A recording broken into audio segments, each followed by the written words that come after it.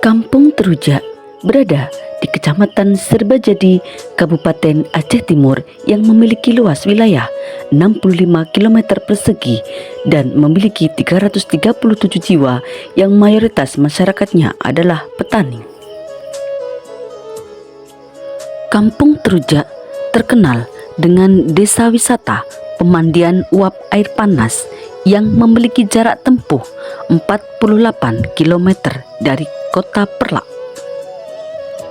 Selain terkenal dengan desa wisata, Kampung Terujak terkenal juga dengan Kampung Durian yang merupakan buah-buahan pegunungan yang sangat diminati oleh para wisatawan dan masyarakat yang ada di sekitarnya.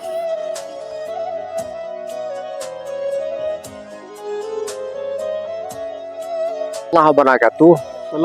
Kami rombongan dari Kementerian Agama Aceh Timur, juga Ketua Baitul Mal, melakukan kunjungan ke Desa Terujak, di mana desa ini rencana kita pilih sebagai desa kampung zakat dengan pertimbangan yang pertama, kampung ini memiliki potensi wisata alam yang merupakan sebuah rahmat daripada Allah Subhanahu Wa Taala yang masih dikelola oleh masyarakat, dan kita mencoba desa ini kita rencanakan kita berikan bantuan berbentuk zakat produktif dengan harapan dapat mendongkrak ekonomi masyarakat dengan potensi alam yang sangat luar biasa.